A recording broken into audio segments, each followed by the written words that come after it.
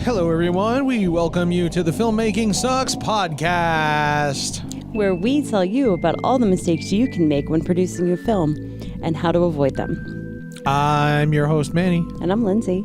And that's about as happy as I'm going to get. Woohoo. All right. So, I hope everybody enjoyed Cine Summit. We are recording this a little bit before Cine Summit, so I can't comment on on anything that I watched, but I'm sure it was awesome. I'm sure it was awesome. I'm sure it was great. It was great. Very helpful. Yeah. So anyway, yeah, that's right. We're going to say it again. We didn't say it last week, but we'll say it this time. October 5th. October 5th, Southbridge, Massachusetts. The New England premiere of Theta States. That's right. You have no excitement in that whatsoever. That's right. Like your whole face is just... Anyway. The New England premiere of Theta States at the Shauna Shea Film Festival, Southbridge, Massachusetts. No, we're actually opening the festival. We are the first film of the festival. Opening we are playing, film. Yes, 4 p.m. Thursday, October 5th. So that's going to be really... Come on out and see us. Tickets will be going up soon. Ticket prices and all the schedule, everything will be on the website. I think it's shaunashayff.com, I believe it is. Yep. So, yes, if you are in the New England area, please come on out. We'll be there for pretty much the whole weekend of the festival. With all the other, come say hi. Come say hello. Come see our new feature film, Theta States. And don't forget, let us know in advance and we'll bring a bag of swag. Yes, that's right. Hashtag bago swag. We'll bring some stuff. If we know you're coming, we'll bring some stuff, and you'll get some MGP swag. Yep. Thursday, October 5th, opening the Shauna Shea Film Festival, Theta States, Southbridge, Massachusetts, not far out of Boston. If you're in the Boston area, it's actually on the border of border of Massachusetts, Connecticut, and is that New Hampshire is farther up, so yeah. Delaware, I think. Rhode Island, yes. Yeah, whatever that. I'm terrible at geography. I do geography good. I'm not terrible. So, yeah, Southbridge, Massachusetts. You can actually go to our website, massgravepictures.com, and the announcement bar at the top, the red bar at the top, will take you straight to the Shauna Shea website so you can get... Because we're fancy like that. We're fancy schmancy like that. We're a one-click destination. Yes, one click. One-click wonder. There you go, one-click wonder. See?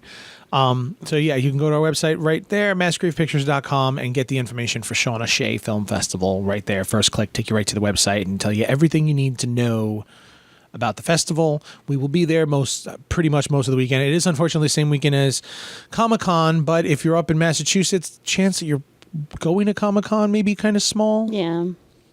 So we're not going to Comic-Con. Unfortunately, it sucks. That sucks. We're going to miss Comic-Con. But we're doing it for more important things. More important, bigger fish to fry. Bigger and better. Yep, that's it. Comic-Con's not playing our movie. Shauna Shea is. So right. We'll be there. Screw you, Comic-Con. Play our movie and we'll show up. That's it. Anyway. So... Like something we've worked on in the past. Yes, something we've worked on in the past, and we will be working on soon, hopefully with Theta States. Deliverables. What are deliverables? Now, when we did Blood Slaughter, I had no idea what a deliverable was. Nope. And when I started hearing talk of deliverables, I said, wait, what? What is that? And I got a list of stuff, and I said, how the hell do I do this? Can I Google this? Can I buy a vowel? Google. I Googled the hell out of this. Okay, Google. What is a deliverable? I just turned on everybody's cell phones. Yeah. I didn't know what anything was. I didn't know what to do. I went into a little bit of a panic because I was unaware of this. I figured, hey, I got the movie. I'll just give you a DVD. Here's the movie. Go sell it. Here you go. No. Listen, I made this myself. You can totally just copy it. Yeah. No. Doesn't work like that. No. Doesn't work like that. We've had friends who've gone through this as well, and they've had problems. And now, I do want to say first things first. Again, I say this all the time, but I have to keep reiterating. We're talking very low and no budget films. We're talking movies that are made We're very not low. talking Lionsgate deliverables. Yeah, forget that. I can't even imagine that list. Forget that. I'm not even talking like $100,000 films above this. If you put $100,000 into your movie, your deliverables are you're good. They're going to be way different. They're going to be way higher. They're going to be a whole lot more. And if you can't deliver on your deliverables for that amount of money, why did you make $100,000 feature film? then you screwed up big time. Yeah. So we're talking about the rest. Blood Slaughter was made for $13,000. Okay, Attack of the Brain People was made for $2,000. Yep. Okay, Theta States was about $20,000. Yep. So we're talking that $20,000 and under. Even you guys, again, some of our friends have made full features for $2,000 or $3,000. And deliverables can be a little difficult when you're talking on this level of things because you cut corners. It sucks, but you do. In order to make your money, in order to make your movie to complete it, you do cut some corners. Yeah. So, you're going to make your film. Now, we're going to talk at this. Let's say you finished your film and you found a distributor who wants to sell your movie. Congratulations. Good job. You're not done yet. You have Jesus, pulled the wind out before you've even killed it. Haven't even finished congratulating them. Producing store. You have a distributor who's willing to sell your film and wants to take it and put it out there and put it on shelves and stores, and he believes in it and wants to put it on Amazon or wherever the hell else. Congratulations, you have successfully accomplished more than 90% of the filmmakers out there. Yep. I am so not joking. Nope. Literally. Yes. You have 10%. done better. Less than 10% of filmmakers who make their movies get distribution. Yes. So, don't be discouraged if you don't get distribution. No. Because that is the majority who don't. We know many that don't. Yes. 90% of the movies out there do not get distribution. Okay? And you say that sounds kind of high, but just think how many movies can you name off the top of your head that are indie films that you've seen? Yeah. No, super crazy. We were actually at a wedding. Mm-hmm. And this past weekend. And it was a friend of yours from high school. He was getting married, and his bride is a huge horror movie fan. Which is we've never met her before. Met her before, but she heard that his horror movie making friends from years ago were coming to the wedding, and she was all excited. Yes, totally excited. So we met her, and she literally was like, "Oh my God, I've actually seen one of your movies," and we're like, "Shut up! What movie?" And she was like, "Blood something." It was like a slasher film. They cut the girl in half.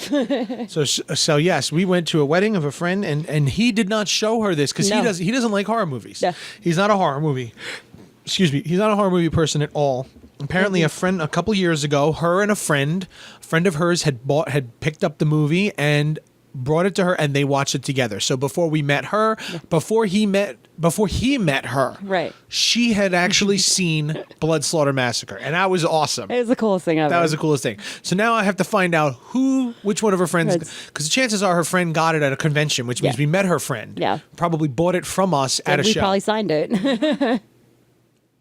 Quite possible. So we're gonna find that out. That's pretty cool. But there's no better feeling than that. I feel bad that I blew the wind out of everybody's sails. Yes. So yeah, no, there is no better feeling than finding somebody who actually saw your movie, who actually enjoyed it. You can watch Blood Slaughter Massacre on Amazon for like $4. Cheap pop. Anyway, listen, we do this for a reason. Okay, go see a movie. Yeah. Anyway. So that was super awesome, and there's no better feeling than that. And you can be super excited for having moments like that in your life. Congratulations for Congratulations, you did better than 90% of the filmmakers out there, but as you just said, you're not done. You're not done. You're not done by a long shot. No. Your distributor is going to, with your contract and everything, and we'll do an episode on contracts one day. One day, when you're feeling real rambunctious. Because that's a long conversation. That's a long conversation. But at the back of that contract will be a little piece of paper that says Exhibit A. No, it's more like Exhibit C or something like that. Yeah, it's whatever. C or something. Yeah. Deliverables. Now, the deliverables are what your distributor needs in order to sell your movie properly. We have been faced with multiple listings of we've been asked for deliverables multiple times already, and we have friends who've been asked for deliverables. Right, and we've coached them through. Yes, because we've amongst our personal circle, us and Zombie Hunters, we were the first ones that got distribution. Okay. Through Wildlife Releasing, it's a really good little distributor. I think he's mostly local out of the tri-state, New York, New Jersey. He lives in Jersey. I think he lives in Jersey now. He used to live in Long Island City, Yeah. but I'm not sure anymore. But he's in the tri-state area. Really great distributor, really great first distributor. He was really great about walking us through our contracts. He's picked up a number of pretty good films recently. One of them being Model Hunger with Debbie Rochon. I will tell you one thing here. If your distributor really doesn't answer your questions and they don't want to really be bothered, don't go with them. No. Don't go with them. You'd like someone like Wild Eye was really good in the fact that he knows that he is the first distributor of a lot of the films. Yeah. A lot of the films that he's carrying, this is their first movie, and he's the first deal they've ever gotten. Right. So a lot of the guys, girls making their movies, they really don't know much about the business. He's very open door. Yeah. Very open door policy. He will explain everything. He sat down when we talked to him. We were ready to sign the contract. We sat on the phone with him for about 3 hours. Yep. And we put him on conference call, and 3 of us sat and went through every single line of the contract, Point by point. Yeah, and he explained what everything was, how they all work, and it was great. Yeah. It was great. We learned a lot from him in that conversation. We learned what distributors want. So that's where a lot of this conversation today is coming from. Yeah. Our conversation with him almost 4 years ago now. You know? And some additional information that we've learned along the way. He's been in this 20 years. He's been doing distribution for 20 years now. So he knew what he was talking about. Any question we had, he can answer. Yeah. And that's another thing I really liked about Rob is that he's very straightforward. He's very honest. A lot of the way we are. Yeah. He's not going to bullshit you. No. Okay? He doesn't give you any delusions of his reach or what he can and cannot do. He's not going to make promises that your film can. No. He's not going to tell you, oh yeah, we're going to take this movie, we're going to promote the hell out of it, we're going to sell it. We're making $1 million. Yeah, he's not going to blow smoke up your ass. No. He's going to tell you straight. Look, there's a lot of, especially because he's a horror movie distributor. The market is saturated. Okay, there are certain months he won't even release a film. Yeah, he doesn't even release. He will not release in October. While you would think, hey, I got a horror movie, we got to put it out in October. No, nope. Every distributor out there is putting horror movies out in October. So if he puts horror movies out in October, it's just going to get lost in the bunch. Yep. So he'll release in November, but he won't release in December because December is not a horror movie month. No. It's all family films. So again, you just get lost in the shuffle. Nobody's going to put your film, because he actually gets your film on shelves in Best Buy and Barnes & Noble. Which is an incredible feeling. I mean, to actually be able to walk into a store and hold your own DVD that's on sale with a sticker and everything on it. Anybody who's in LA right now, actually, you can go to Amoeba Music, Amoeba Records in LA. Blood Slaughter Massacre is on the shelf at Amoeba Records. Yeah. It's also on the shelf at Forbidden Planet in New York. So you can also go to some FYEs may still have it. It went out to Target and Best Buy. Yeah, very limited, but very limited.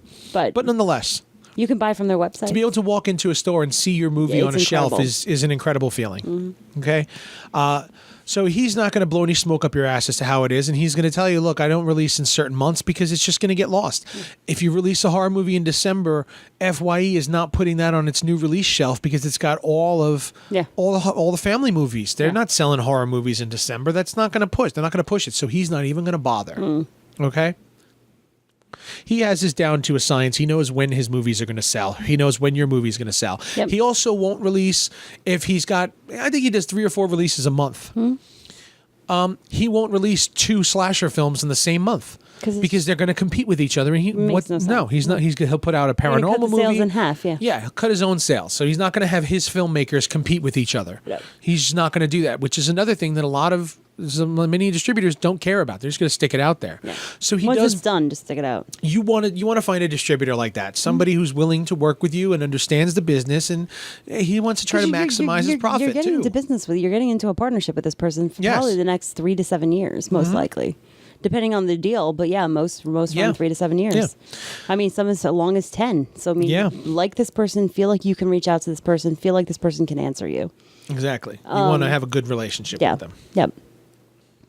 So, deliverables. So let's get down the list of deliverables. Again, this will come with your contract, and your distributor is going to tell you this is what we need in order to sell your movie. Yeah.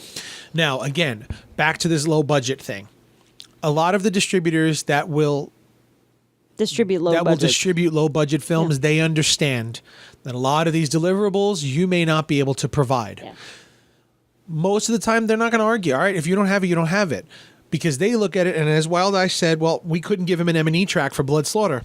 All right, fine. He'll take the movie without an M&E track, but understand you're not going international. I can't sell this in any non-English speaking country. It's a film in English, so you're pretty much stuck to North America and Europe if he can find a deal. Yeah. With England, an English-speaking country, Australia, maybe if he can find someone who's going to want it without an M&E track, Right. Because those distributors out there may be a requirement. Yeah. And the truth is, I don't think Blood Slaughter has gotten any international deals whatsoever. None. Simply because there's no M&E track. Yeah. Okay. Now, what is an M&E track? Well, we'll get to that. We'll get to them. What's our list? Let's just actually let's go by the list. Let's go by the list. Go by the list of what our deliverables. Again, we've seen this. So you're going to get a couple of most deliverables are pretty standard at this level. When you go up to other levels, you go to higher level distribution, they want different things. Yeah. So we're going to talk at what we've seen and most low budget distributors are going to ask for. Yeah. So the first thing they're going to ask for is, of course, the movie and the trailer in QuickTime. they're going to want it in QuickTime in ProRes because Yes. that is industry standard. They want ProRes. As we discussed, as we said this last week, you can do it in DNX HD, which is an Avid codec that you can download for free that will give you... Now, the reason they want ProRes is because it's an uncompressed full-color version. Okay? Now, I don't mean full color as in black and white or color. I mean full color as in it's still got full color information. So it's uncompressed. You're not losing any quality or information. Everything that was recorded from the camera is still in the file. Right. Okay? So... they want ProRes. That is industry standard. ProRes. That is not negotiable, pretty much. No. Well, yes and no. It's not negotiable as far as the ProRes file, but fortunately, Avid has been around just as long as Final Cut. So Avid is also an industry standard. Yeah. Their DNX HD codec is the same as a ProRes. It is just the Windows version. Okay?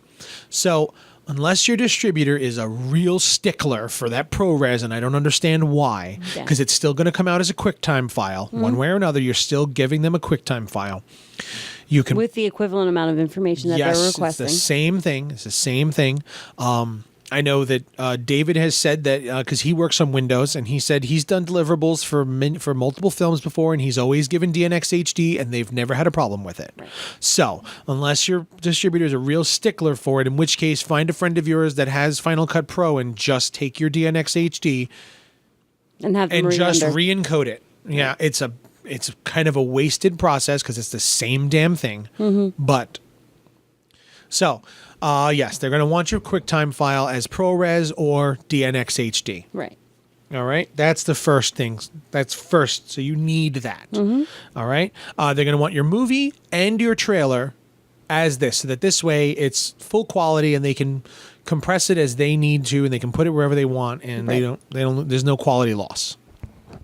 Now, on a quick note, we'll talk about more when we do distribution, but just to let you know, it is pretty standard for your distributor to request the rights to edit as necessary. Yeah. And most often, most distributors will recut a trailer for you. Which is the other reason why they want this ProRes or DNX HD, is why they want the ProRes in full quality, so that they can load it into whatever program they have, and they can cut it, and they can re-encode it with full clarity. Most of the time, the cuts they're going to make are for requirements. For example, if you have full frontal or something, cut that out, stuff like that. Yeah, but again, when it comes to these low budget, they know they're getting... Yeah.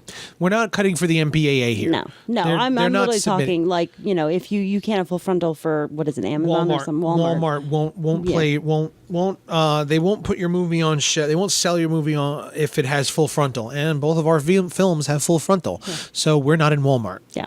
For that reason. That's why Blood Slaughter did not make it, because we did not understand that at the time. Yeah. But then we still did it in Theta, so I don't know. We did it in Theta, but I know how to trim it if I have to, yeah. if they even ask me to. Yeah. Nonetheless, that's why they want it, so that they can edit those things if they need to. Okay, so then moving on straight to the M&E. M&E track. That is a music and effects track. All right. What they need to do is, what you're going to do is, this is this is where the work comes in. This is where your work. This is going to be the longest process of your deliverables. Is your M&E track. You need to mute all the dialogue from your film and give them your sound in 2 tracks, music and effects. All right. Now, the reason why I say this is the most work is because a lot of your sound effects in your movie are part of your dialogue track. Like your actor in the scene grabs a cup of coffee or turns a doorknob. Chances are that audio is from them actually doing live. it on set. Yeah. Okay? Which means it's part of the dialogue track. You are now going to have to sit down, mute all the dialogue, and find all of those sound effects that have been lost to the muting of the dialogue track, and you have to re-record them and drop them in as Foley sound. Yep. You're going to have to find every single sound effect and make it sound like you have to make this movie complete, where it looks like your actors are miming. Yeah. Everything is there except for their voices. Yep. And I mean everything. From the wind in your scenes to their footsteps to, if you're like in Theta States, it starts with him waking up in bed. The sound of the sheets we're going to have to redo the sound of the sheets. Oh, fun. Because it's in his dialogue track. Well, I don't know, because there's no dialogue, so I could probably just switch it, you know? But things like that, all of those sound effects now have to be redone. Yeah. This is now the main thing is. I'm a little scared right now. Yes. Actually. Well, you're not going to have anything to do with that. And me and Chris are going to have to go do that. Oof. That's what I got to go to Chris's place for, to re-record all these sound effects. Yeah. You know? So be prepared. Be prepared for this. A lot of people say don't do it until they ask you to, because it's a lot of work. Yeah. Don't listen. Because they're going to ask for it. They're going to ask for it. Yep. Just do it. Just start working on it and do it. Yeah. All right? If you can, do it while you're editing the movie. Even better. So it's done. And then on top of that, your sound effects will be nice and clean and clear, and it will improve the sound of your entire movie by doing those sound effects yourself. Yeah. You know? It'll help so much. Now, the reason why they want this is, one main reason is international sales. Mm. If you're going to take your movie, now you shot your movie, you shot it in English, right. Shot it here in America. Yeah. You want to sell it in Canada. Everything in Canada has to have English and a French audio track. That's just the law. Everything's got to be done in English and French because they are a dual language country. Right. So if you want to sell your movie in Canada, you need to have French audio. Mm. They're going to sell it to a distributor in Canada who's going to hire actors to overdub your audio. Right. They have to be able to remove the dialogue track. So they're going to play your movie back with an M&E track and just overdub all the audio, so that this way all the sound effects are there and it's just the dialogue that has to be redone by the actors. And this is usually why you watch movies with overdubbing and it sounds a little off, because sometimes you're still missing sound effects.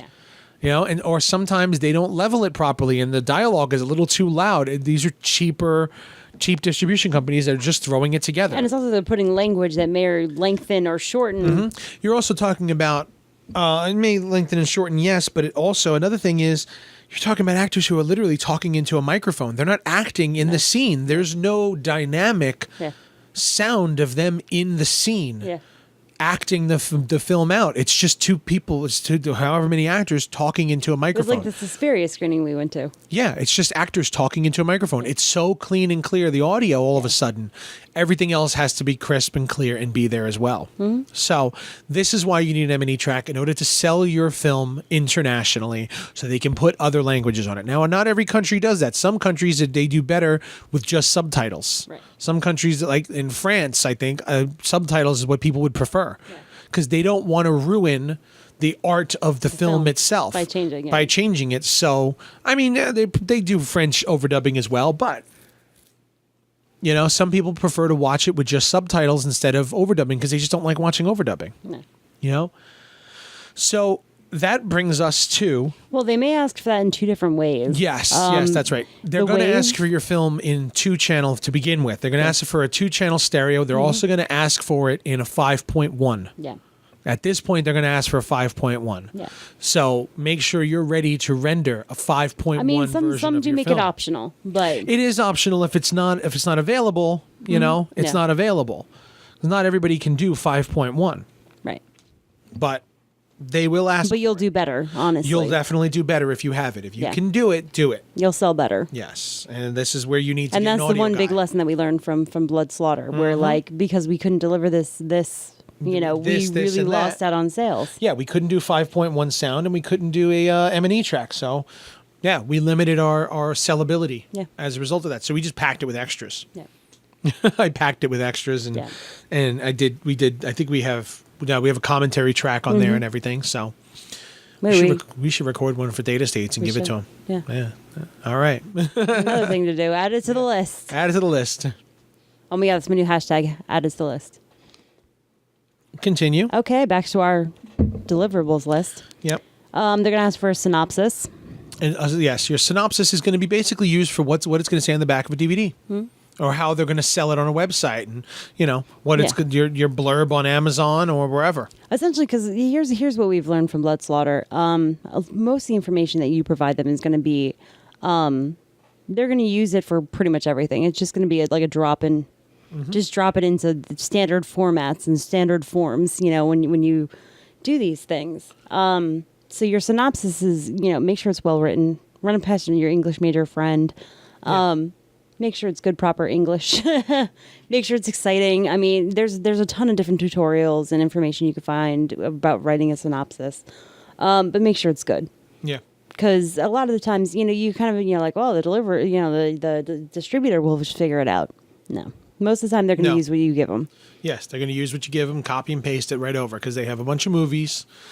A lot of these distributors, they don't have a huge team of people doing this stuff. So they're going to take what you've given and move it on and sell it and just pass it to the next distributor.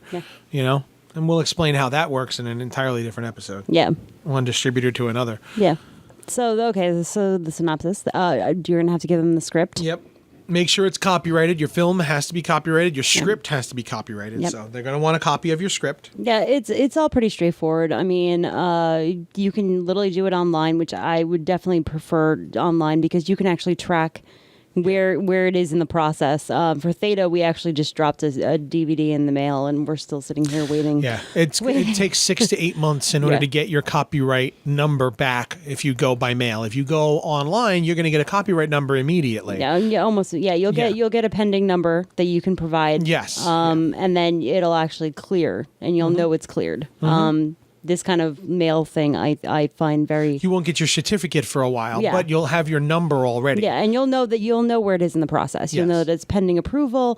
I think that when you do it by mail, they actually may reach out to you with any questions or by mail versus email, because we had a couple of questions on Blood Slaughter, and they emailed me with questions, and it really sped up the process. So definitely just go to the website. You're going to want to use a performing arts PA form. It's pretty. I mean, They have a movie. They have a movie now. performing arts is what they prefer. They've moved to movie. They moved to performing arts. PA. I thought it was performing arts, and now that there's a new section for film. No, I think it's PA still. I don't know. I don't know. We're gonna have to look this up and do it right Yeah, because I did PA last time. I know you did, but and since then I think they've created a section for film now. I did PA Because for there's- Theta. I know you did, and I told you the same thing. Yeah, well, I didn't find it. I found a PA. All right. form. Anyway, so yeah, we'll walk you through the process one day. Stress never ends. No, it never does, and you're never quite sure about anything. You're just like, oh God, if somebody hold my hand and help me through Yeah. this. But that's what we're here for. It's a bit of an application process. Yeah, it's a bit of an application process. What we usually do, we run it through the company name. Yeah. So everything is copyrighted to the company versus you or I.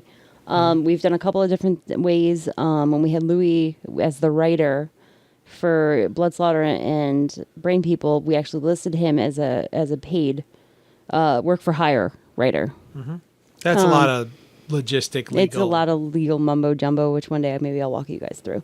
But it's a pretty straightforward form. They have a great help section that will totally help you through. I've had to call their house support once or twice. They've been really great, helpful. One tip that I learned this time around is to use Internet Explorer or Firefox. Yes. Do not use Google Apparently Chrome. they don't like Chrome over at the Copyright Office. They're not fans of Google Chrome over there. Oh no, I'm sorry, Safari or Internet Explorer. Safari. Not even Firefox. Yeah, the basic Safari Yeah. for Mac and Internet Explorer for the PC. Firefox and Chrome cause problems with the Yes. cookies and everything. Yeah, so I've had a number of problems. You and that realize that these websites were designed, 15, almost 20 years Yeah. ago, and they haven't updated the server because that causes them to update their entire server on all of their computers as well. I'm sure that they're working it's on like it because the IMDb. Copyright Office has been closed on the weekends, this entire summer at least. Yeah, but it's the same way with IMDb. It's an old, antiquated system. It's clunky. And it's such a pain in the ass to run without a box. To think that I would think that Amazon would have upgraded it immediately when they bought it, but they didn't. No. They kept it this goddamn dinosaur of a website. It really is, and yet unfortunately, the copyright website is a dinosaur as well. So it's really a pain in the ass, but it's an absolutely necessary portion of your. I mean, look, let's put it this way. Night of the Living Dead is in public domain for this exact reason. Yep. Because they did not copyright the film properly. They copyrighted Night of the Living Dead under the title Night of the Flesh Eaters. Mm-hmm. Then when they edited it and sent it out, they changed the title to Night of the Living Dead. Yeah. And I think it had a slightly different edit as well. Mm-hmm. They did not copyright Night of the Living Dead. Yeah. So once it was sent out and started playing with no copyright, and they started making copies and nobody owned a copyright for this. Yeah. And it's officially out in the world, and too late. So there's no copyright on Night of the Living Dead because they copyrighted it under the wrong title. Yeah, just for that reason, we had copyrighted the script under the original title of In the Shadow of the Imp. Yeah. And so when I copyrighted the film, they have a section where it's also, an alternative name or Yes. also known as. You had to list it. And I listed it just so you understand. They understood that the script that we've copyrighted is connected to this movie. Yeah. So both are covered by that now. Yeah, it is a bit of a pain in the ass process, but it's absolutely necessary. You will lose the rights to your movie if you do not do this right. Yeah. So if you have a friend who went to law school at all, or an accountant friend, anyone who does anything, somebody who runs a business even, just a friend of yours who somebody owns a who's business. really comfortable with these forms and has Yes. done them a million times. Yes. Find someone who you know that does this, that has done anything like this, a lawyer, an accountant, a business owner, anyone who's gone through this government process of trademarking or copywriting or anything like that. Anyone who's gone through this process before, just talk to them and just get some advice and let them just kind of hold your hand through it, because it's a pain in the ass for them too, but you really can lose everything if you do this the wrong way. Yeah. It's a very specific process. But at the same time, things to be aware of, pretty much as soon as you put this application in, your film is copyrighted. Yes. Yes. And make sure you put the copyright with whatever 2017 at the end of your credits. Make sure it's there. Yeah, technically, in all technicality, as soon as something is created, you own the copyright. Yes. There are certain methods that you can do. You can send a script to the WGA. You should always get it copyrighted as well. But copyright is number one. Yeah. You go to the Copyright Office, period. Yeah. You can send it to the WGA and you can send it if you want, that's fine. But Copyright Office is what is absolutely necessary. Yeah. You go to court for this, they want to see the Copyright Office. WGA, well, that's great, but you don't own a copyright yet. Well, the very nice thing about the WGA is that they will actually somewhat support you, and they will actually back up your claim. Yes. They can get you a lawyer. Yeah. We've never filed with the WGA. No. I know, maybe we should, but we don't. But I do know, from the many, many, many lectures and classes I've taken that the WGA will help you back up your claim. Yes. So those are two things you want to do with your script. You can you also do it the old school way where you mail it to yourself and you do not open that. No. So you actually have a postal code, which is a governmental thing. Yeah, so it's governmental evidence. It is legal. It's just hard to really. Yeah, it's hard to do. I mean, but at the same time, That's the poor man's copyright. it costs you 32 cents at this point. Yeah. Or 50 cents. however 50 much cents, whatever a stamp costs. even if it costs you $5 to mail it to yourself, certified mail, Yeah. so that there's a stamp and there's a whole record and Yeah. everything. Yeah, it's a poor man's copyright, and a judge will sit and roll his eyes at it and say, "Yeah, all right, yes, you can prove it, But just don't open it. Like literally, Don't ever open Yeah, it. you package it all up, you put it in a sealed envelope, and then you mail it back to yourself, and then you just hold on to that package. Yep, put that thing in a gilded box and don't touch it Yep. until somebody tries to sue you." Yep. But yeah, the Copyright Office really is. Do it on the website. Don't do it by mail. It's a little bit of a pain in the ass because you actually have to upload You your gotta entire upload your film, movie. which is why we kind of avoided it with Theta. Blood Slaughter took me 2 days to upload. Yeah. No, definitely do it by the website. I've done it now by the mail, and I do not prefer this method at all. It's giving me a little heart failure because I can't track where I'm at with this process. But they cleared the check, so really that's Yeah, they cleared the check, so we've paid for it. we've paid for it. So copyright. Copyright, yes. Copyright your script. Copyright your film. Copyright. And your And if copyright- you have the extra money, send it to the WGA as well. Yeah. Copyrights are like $35. Yeah, it's really not that bad. To save your movie, to make sure you own it for the rest of eternity, $35 is worth it. The rest of your life, rather, or 75 years, or whatever the hell it is. I was going to say something important, and then it just slipped right out my brain. I'm sorry. I got nothing. Okay. You'll come back to it. Yeah, it'll come back to me.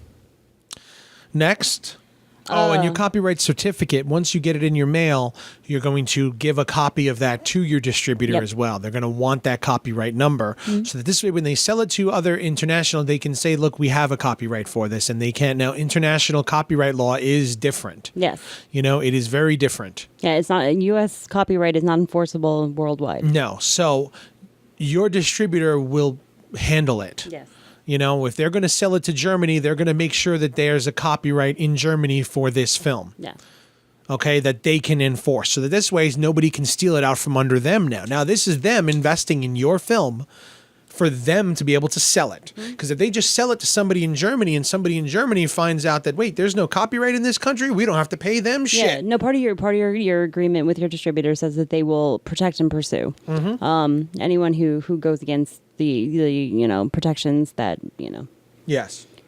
So they will protect the copyright. They will protect it, and they will actually, if they have to go to court, they will go to court and Yes. do their best to fight for your rights and To protect party. your film. Yeah.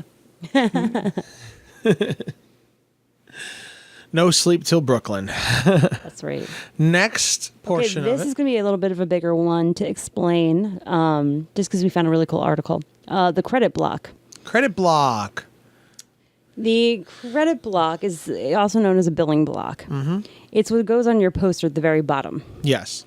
where it lists all the key players. Now, there's actually protocol, which is very interesting. During our research for this, we found a really great New York Times article called "Assembling the Building Block." The billing block. The billing block. I'm like building block. No, billing. This is literally billing the block. credits that are sitting at the bottom of the poster. Any poster you see that at the bottom is a billing block.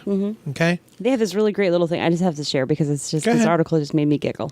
Billing block. It may look like a barcode of haphazardly packed typeface, but in fact, it's a product of detailed legal agreements and intense negotiation. Yes.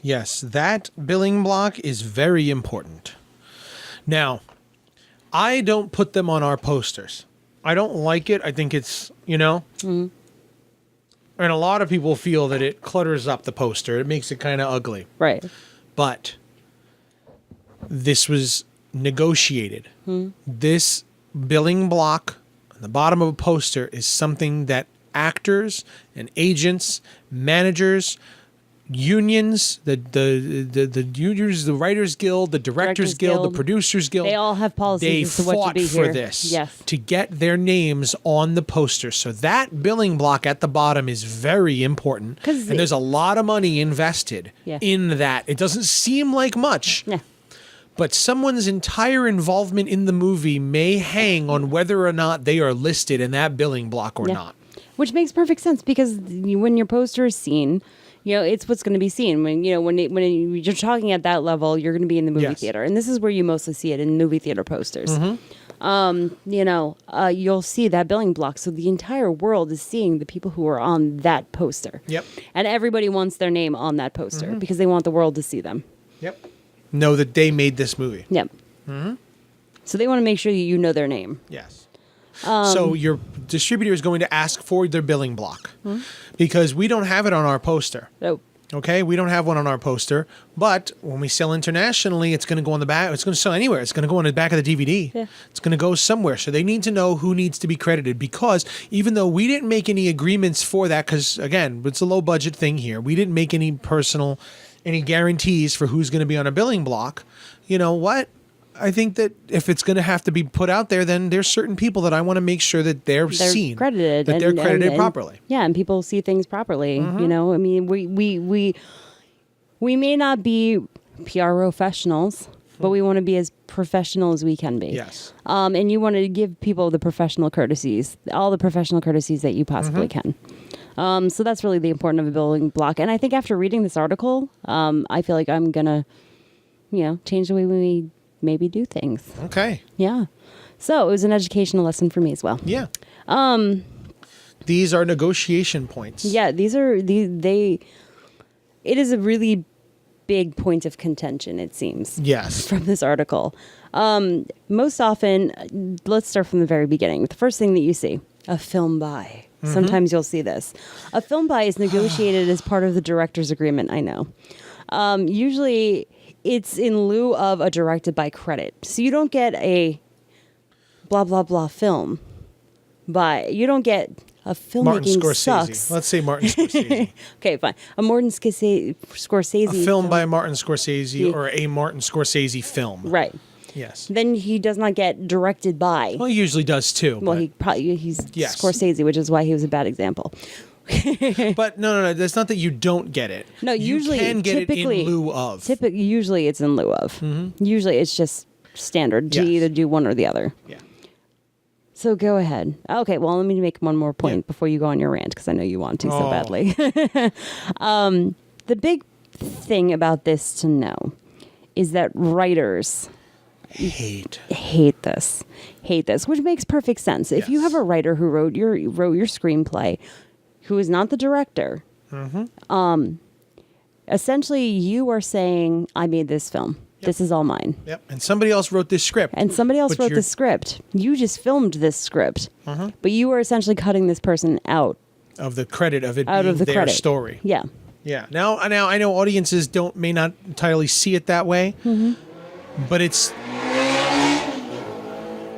annoying. But it's a fact. Yeah.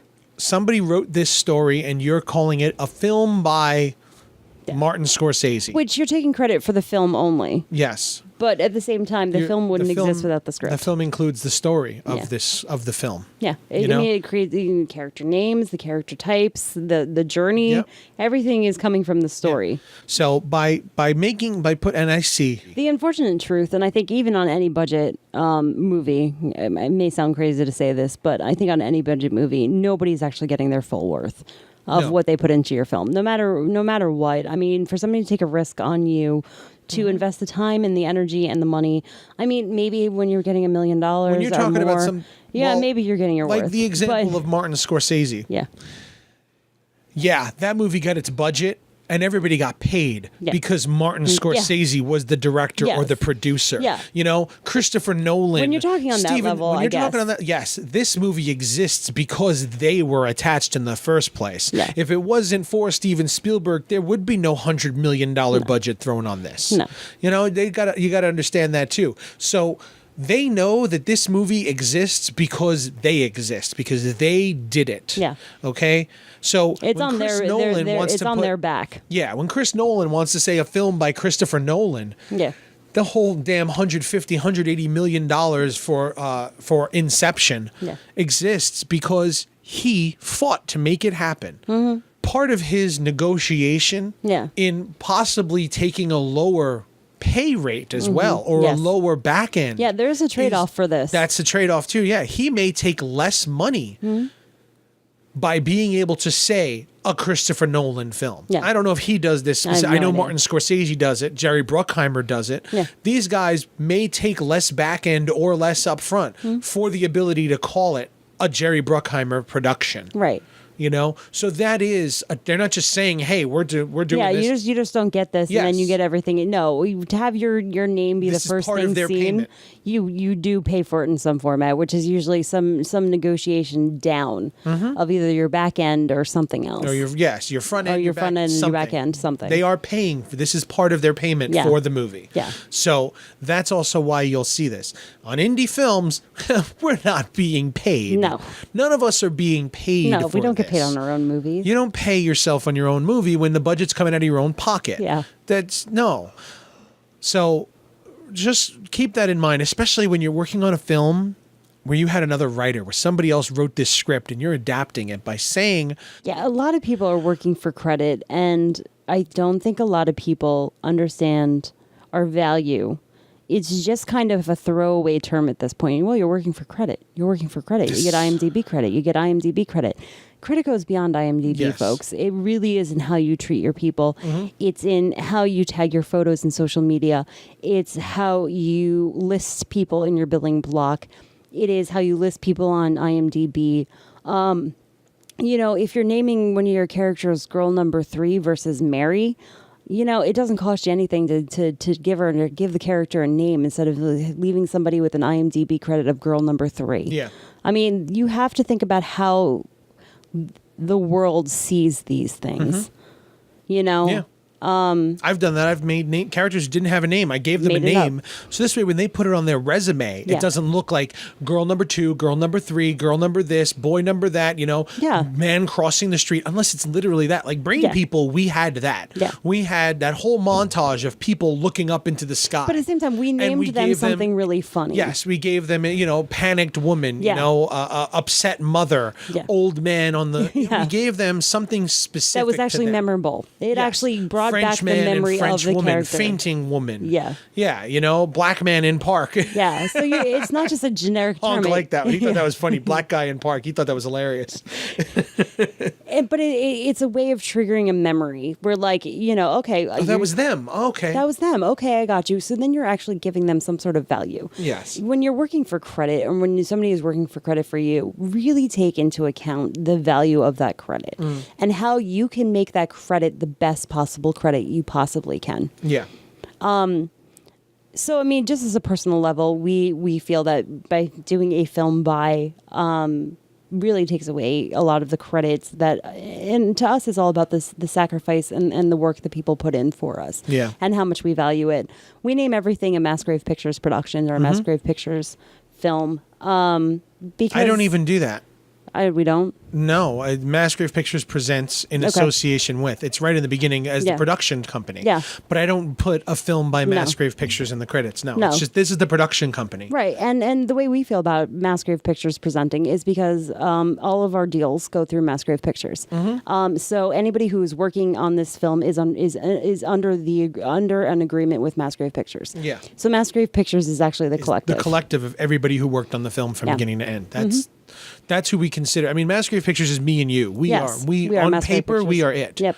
But even in film festivals, we do a film festival. If I can get the film festival to credit the film as a Massgrave Pictures film rather than directed by Manny Serrano, I wanted to say Massgrave Pictures because we're also building a brand here. Yeah. We're treating it like a band. Yeah.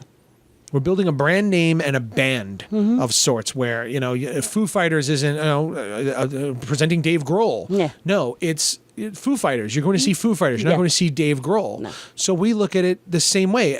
We have a lot of people who we work with regularly under the Massgrave Pictures title. Yeah. And a lot of reviewers who've reviewed our films in the past, they'll see Massgrave Pictures and they're going to say, okay, there's a good chance this guy's on it, that girl's on it, this one's working, and this is the team that makes our films. A lot of the reviewers that we've had a relationship or conversations with, even a lot of our reviews talk about Massgrave Pictures' new release, Massgrave Pictures' new short.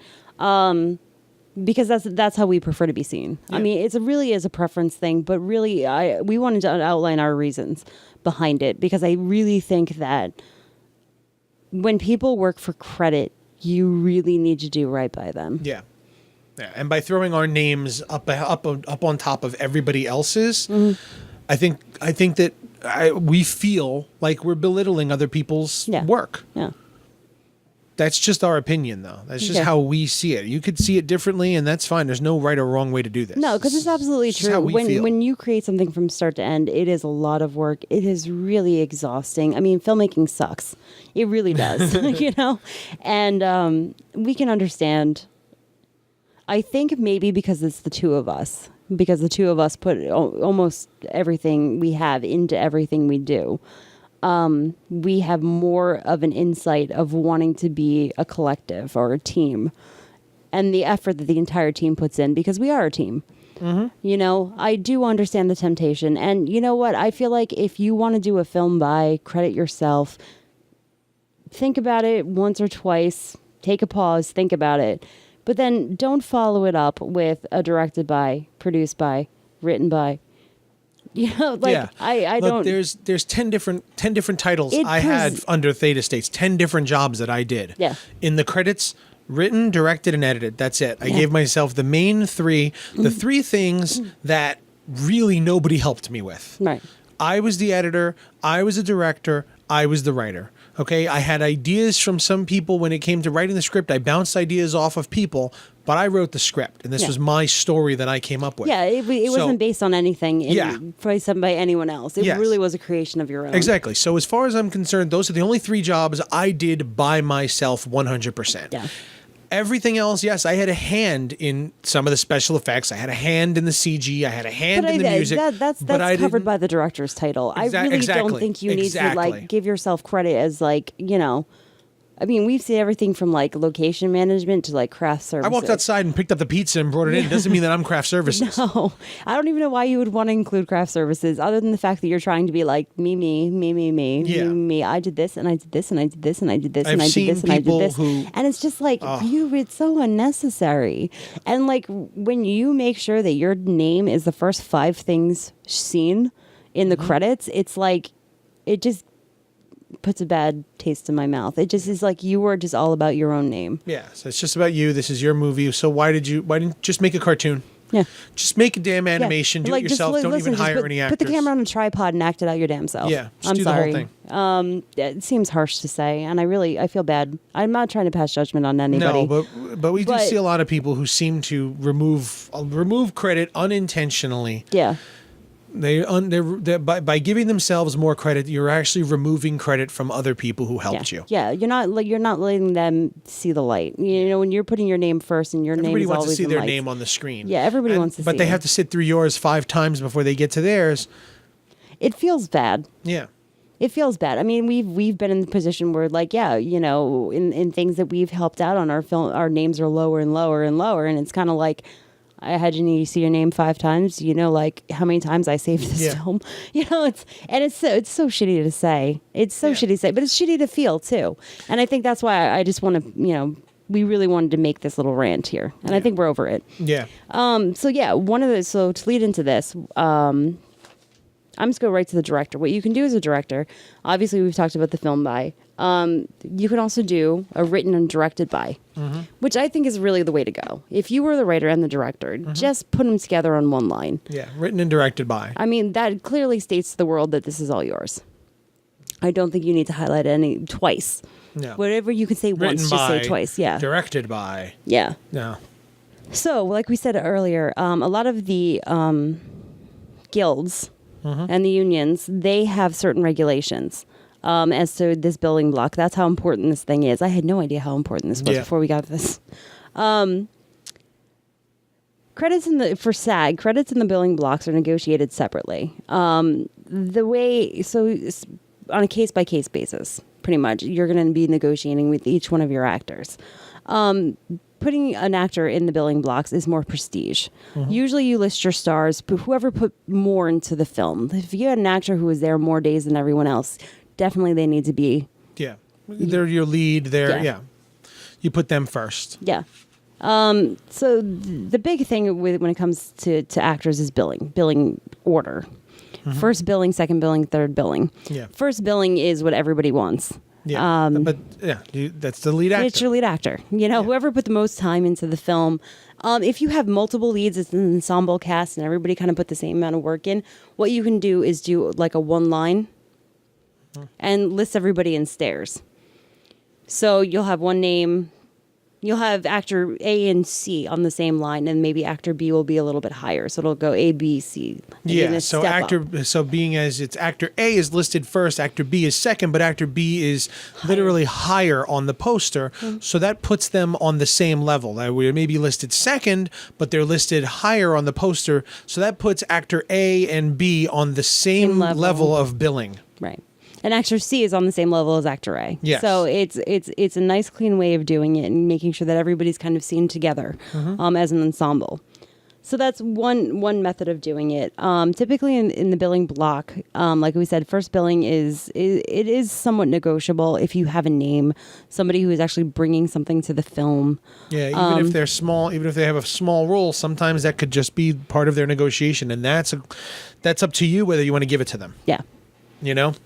So usually you do it alphabetical or descending in the order of importance. Mm-hmm. That's typically how I would do things. I would prefer to do things because I feel like alphabetical. It's like it's a little weird. Confusing there. Yeah.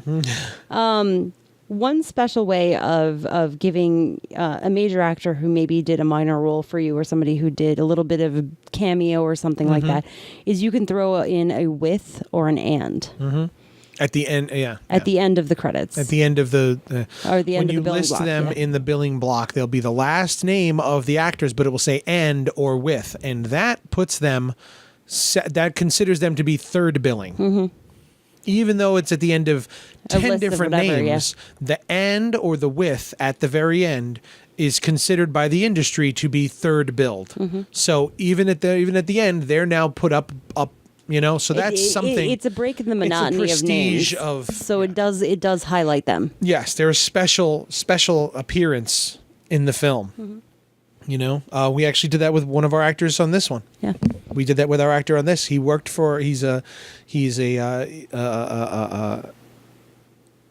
pretty, I wouldn't say well known, but he's done a lot of background and extra work. He works in a lot of TV shows and movies and stuff. He was in Sharknado. He was in, Boardwalk Empire for 3 or 4 seasons.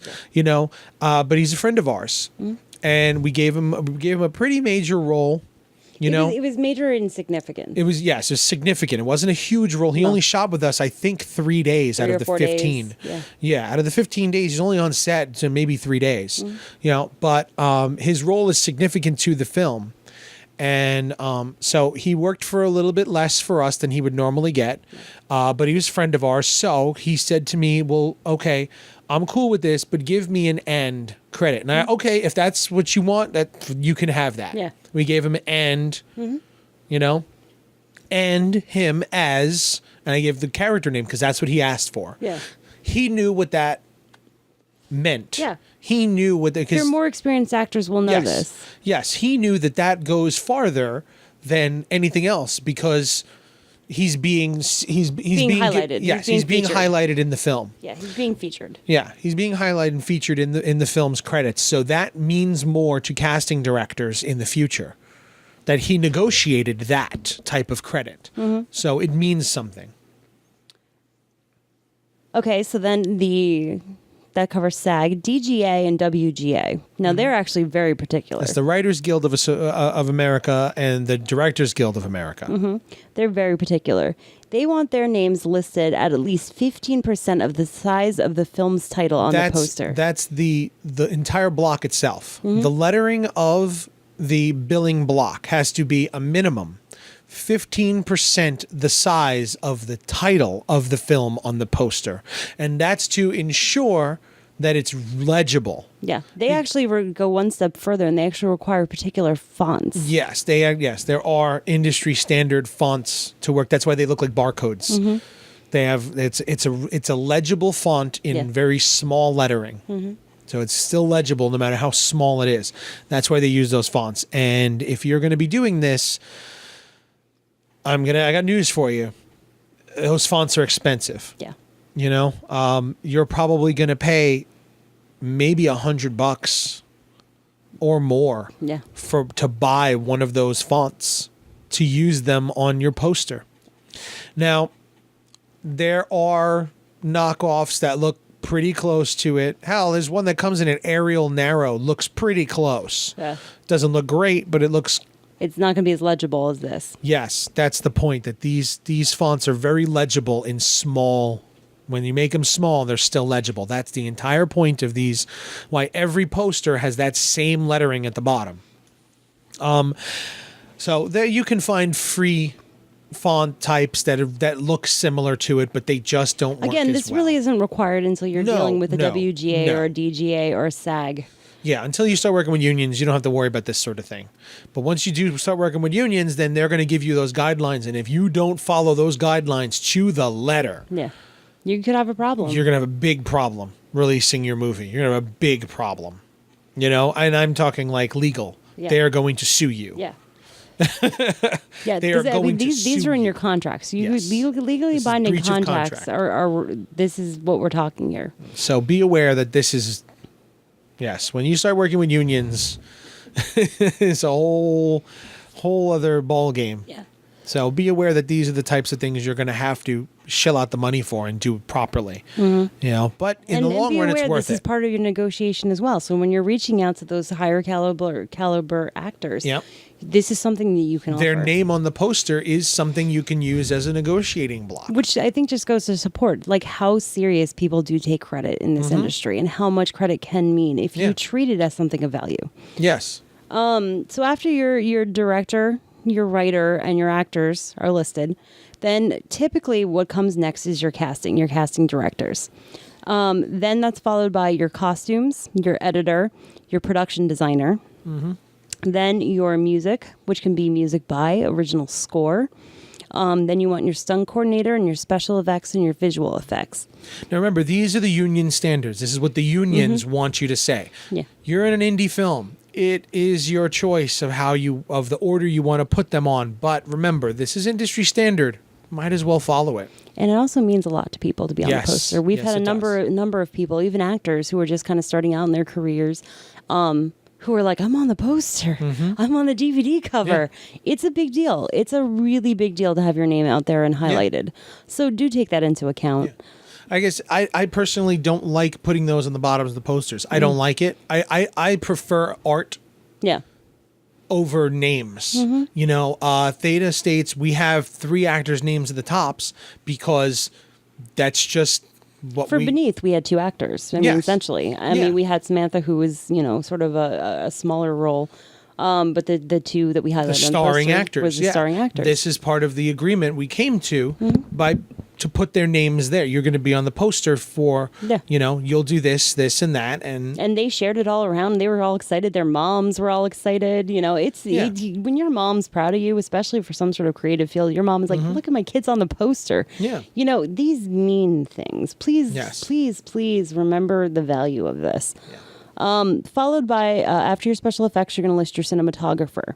Now, this is part of a negotiation conversation you're going to want to have with your DP. I mean, always during your releases, on our releases, I have a place where it says name on the credits. yeah.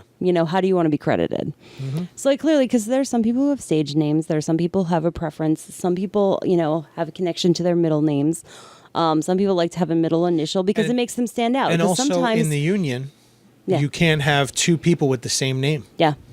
IMDb, I was just going to say the Yeah. same thing. A lot of times, IMDb, if you have a multiple name, if you add your middle initial and it makes you indifferent Yep. than the other ones, then you're clearly crediting and you're allowing IMDb to credit you properly. Yeah. Yeah. And Because I again, can tell you it's a pain in the ass when I got married and I changed my name. I lost all of my IMDb credits and Yeah. it took we'll talk about IMDb on another day, but it took at least 6 months to have all of Dina my credits just went transferred. through this too. Yeah. Dina went through this about 2 years ago, changing her married name to her actual stage name, which is her real name. Yeah. But Her Mike main name. Roach went through it. There was an actor in SAG who was Mike Roach already, spelled the same way, and that's his real name too. Yeah. Doesn't matter. There's already an actor in SAG called Mike Roach. If he joins SAG now, he has to change his name. He's got to put a letter in there. He's got to do something The different. third, the second, if you're one of those. Or he's got to use his middle initial, something, or he's got to take the E off the end. Yeah. Something. He has to change it. You cannot have two actors in SAG with the same name. Right. You know? So the big thing then with your cinematographer and your DP. So your DP will have a team of grips, which Right. will set up the lights and the electrical for it. Right, which is separate on bigger films. It's separate than the camera department. Yes, and the camera, your cinematographer has a camera assistant and camera operators under him, and they run the camera. They have film loaders, and their cinematographer will handle the focus puller as well. Will oversee that. Your DP will oversee all of it. Yep. And create your plan for the entire film, because there's more to shooting your movie than just pointing the camera and saying action. Yeah. Okay? So the DP is the head of a department, and then there's departments under that. There's a key grip, which is the head of the grip department. Right. There's your best boys and all, there's a lot of people underneath. So if you were hired for somebody to be their camera guy, okay, they can give you cinematographer credit because you did the camera. But if you operated their lights too and you decided where their lights are going, you are their DP. Yeah. And when you're being hired on another crew later on, they're going to say, well, wait a minute, are you a DP or are you a camera operator? Because a camera operator does operate a camera. Right.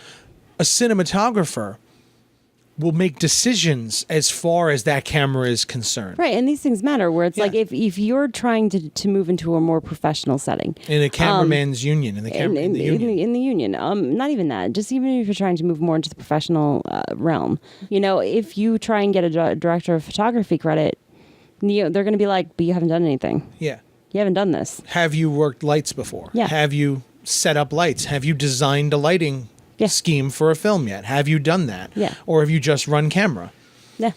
Have you just done camera work? Typically what people do as they start to move up the chain, say you get up to the point that you're a camera operator and you really want to take that next step up to a cinematographer. Most will do is they'll typically pick up an indie.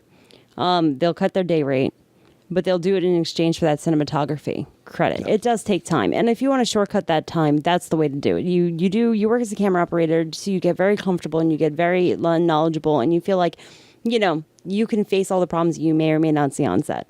Then you'll pick up an indie, you'll get a cinematography credit, and then you can start to apply that to more professional settings, essentially, because you have that credit, which again, the value of credit. That's it? That's it. Just going to end, just stop right there? That's it. All right. Well, what's the next? Okay, the next thing is producers, which is near and dear to my heart. You do realize this entire episode was supposed to be just deliverables. Yeah, I know. Well, then you found this awesome article. Which I wanted to do an entirely different episode on. Oh. That's why when I showed you the article, I said, we could do an entire episode on this article. Well, you should just say, we should do one episode on this alone. I did. You said we could. You didn't say should. Whatever. There's a difference between the wording. Whatever, just cut it. I'm not going to cut it. Just cut it. Anyway, so then, okay, producers, there's no set agreement for producers, which is why you get a lot of these multiple friends, family, financiers. They get multiple different producing credits. The PGA and the Academy of Motion Pictures have finally decided they've agreed to limit it to 3 producers. 3 people can get the produced by credit. They started a campaign called the Truth in Credits, making sure that the person who actually initiated, coordinated, supervised, and controlled all aspects of the production is the only person who gets the produced by credit. Followed by, then they created the option of the executive producer.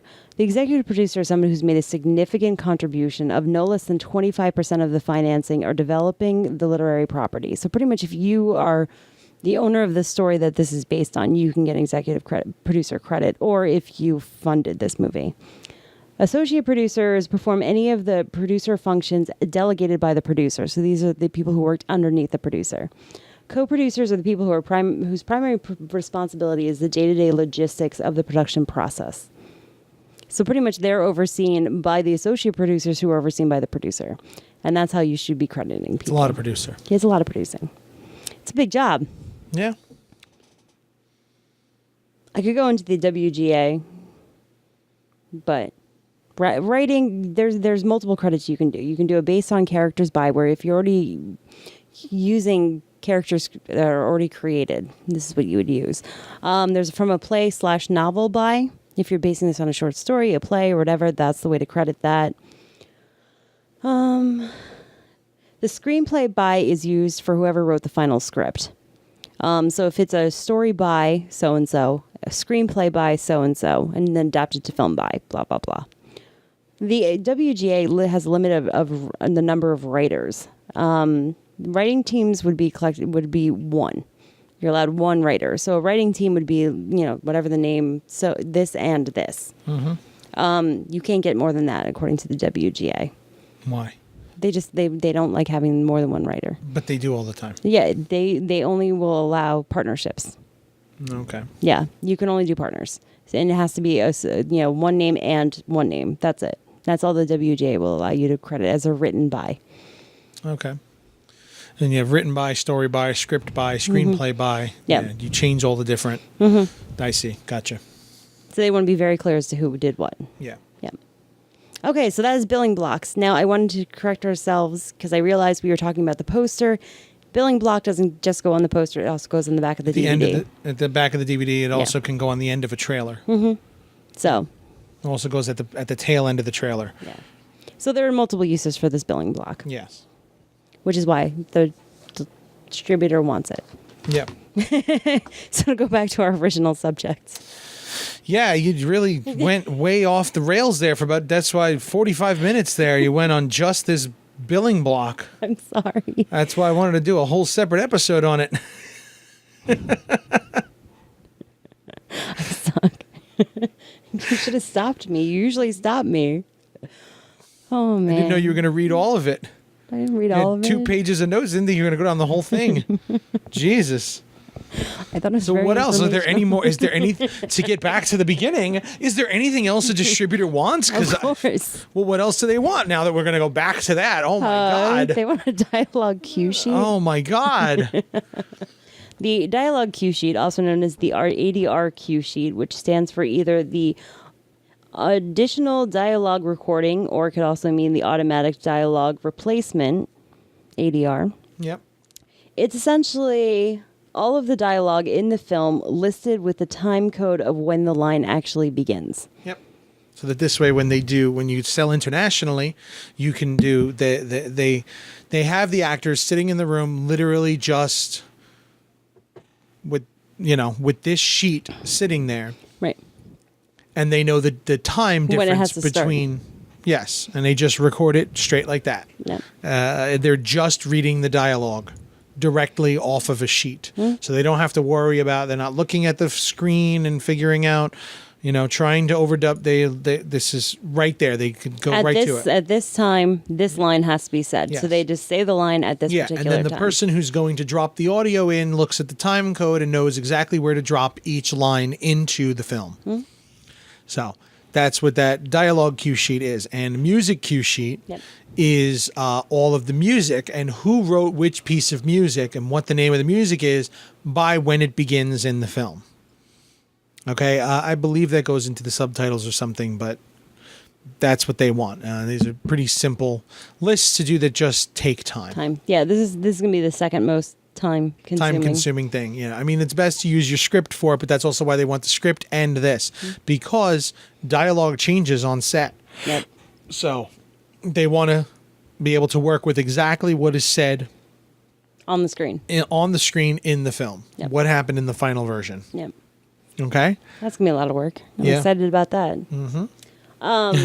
Then the last few things, they want your end credits, your crawl typed out. Yep. That's pretty straightforward. Pretty much everything that's in your credits in a direct, yes, everything that's written there, typed out. Yep. In the order that it's in the title, in the end credits, just in case, again, if they have to change the language. They got to change producer. Producer's a different word in German. Yeah. And so they have to rewrite those credits out, and they just transfer it that way. Right. Then the last two items are more publicity type items. They want the layered artwork for your poster. They want it in Photoshop format. So this way they can it's going to be a PSD file of all the different layers of your artwork, so that they can remove, they can delete, they can change or mute or whatever for different size posters, so that they can add other things when they have to take the title of the film and maybe change it in another country, or they have to move it around. They got to change the language. Anything that they have to change on the artwork is changeable. Right. So that every layer is done. Yeah, and I mean, like even that. certain stores want certain things, and like if you have some sort of nudity or something suggestive, you may not deal well with it on a Walmart shelf or something like that. That's the other reason why they want that. And then the other thing they want is 15 to 20 high res. Yep. They want a photos. bunch of pictures.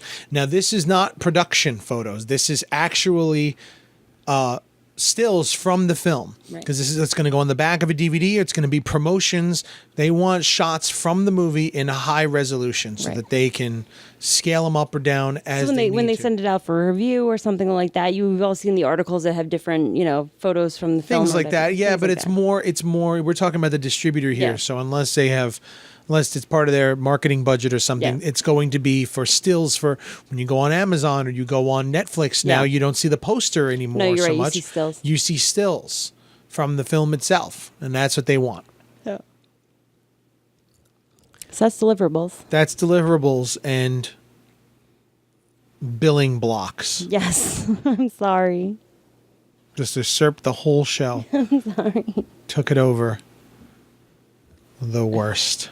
The worst. But whatever. We got a good, informative episode out of this. I wanted to make it 2 episodes.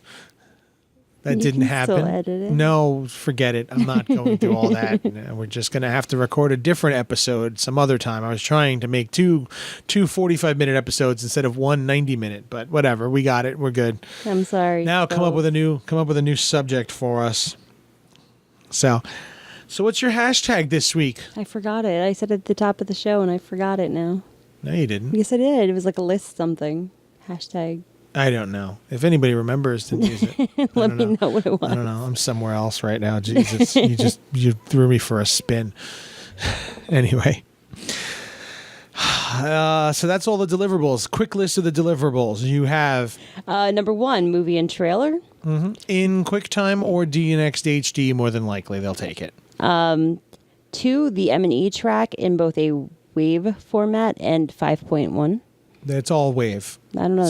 It's all going to be wave, Okay. no matter what. It's all going to be Okay, a wave. fine. Yeah, I'm just saying. I'm just being clear. They're going to give it to them in a wave file, no matter what, Right. whether it's 5.1 or a 2-channel stereo. Okay. So in stereo and in 5.1 in a WAV format. Yes. Number 3, synopsis. Number 4, script. Number 5, copyright certificate. Number 6, credit/billing block. Number 7, dialogue cue sheet. Number 8, music cue sheets. Number 9, layered artwork for the poster. Number 10, a end credit/crawl typed up. And I forgot my numbers already. You said 10. Okay, number 11, high-res photos. All right. So that's pretty much, that's your basic deliverables. Again, as you go through, get to a higher level, higher tier of distributor, they're going to ask for a lot more. They're probably going to start asking for 7.1 file. They're going to start asking for it in DTS, in Dolby, and those are that gets expensive when you start paying for different codecs of audio renders. You got to pay for that stuff. And that's then going to change your thing, because if you're going to render the film in DTS audio or Dolby Digital, you have to put their logo at the end of the film. And so now you got to do your credits over again. And it is a long process. So this is why, what? Fun fact to remember when you're doing your end credits, do not put your website. No, yes, don't put websites. Don't put any websites in your ending credits. A lot of distributors consider that to be free advertising, and they're not. No, they won't do it. A lot of films, you put people's websites in it. Don't put them at the end of your credits. It's literally marketing. Yeah. You know, it's marketing. So some distributors don't want it. Someone like Amazon is not want to give you free advertising by leaving those credits at the end of your movie, by leaving that website at the end of your film. They're giving you free advertising. They don't want to do that. So you actually could lose some levels of a distribution by having websites listed in your credits. You have to be very, very careful about, because some people, when you get free music especially, they request that their websites be listed. And You're all out there. You've all used that Kevin MacLeod Incompetech website, and part of his deal is that you got to put it in the end credits. You may lose the ability to stream on certain platforms by having that listed in the credits. So do yourself a favor, spend the $20, buy the damn music from him, and then you don't even have to credit him. He's gotten paid, and you don't even have to list it in your credits anymore. So spend the money, or just don't use him at all. You know, the guy's done some great things for indie film, but if it's going to kill your possibilities of streaming or distribution, you might want to rethink that. So the reason why we're giving you this list mainly is because these are things that you don't think about while you're making your film, while you're in post on your film. Oh, especially when you're editing. Like if you don't properly line up those music and effects, it's oh man, it's such a we still have to do this for Theta, and I'm not looking forward to it. Yeah. So yeah, keep this stuff in mind when you're in post on your film, that your distributors are going to want this sort of thing, and you're going to have to go back and redo a lot of stuff for your film. So keep it in mind. Make sure your workflow follows it. That's going to do it for us this week here on Filmmaking Sucks. I hope you were able to follow this entirely unnecessarily long episode. I'm so sorry. Follow us on iTunes and Stitcher and Google Play. Subscribe to us. Give us a rating. Give us a review. Let everybody know how much you like the show, and help other people find us a little bit easier. Follow us on Facebook as well. Filmmaking Sucks. I believe it's Filmmaking Podcast. Facebook.com/Filmmaking Podcast. Oh, I came up with a hashtag. Okay. Hashtag credit block craziness. Credit block craziness. That's quite... Okay, just do credit block crazy. That's pretty crazy, though. That's exactly what this was. Credit block craziness. Jesus. Hashtag credit block crazy. So that's it. Thank you all for listening to the show. Get out there, everybody, and make good films. So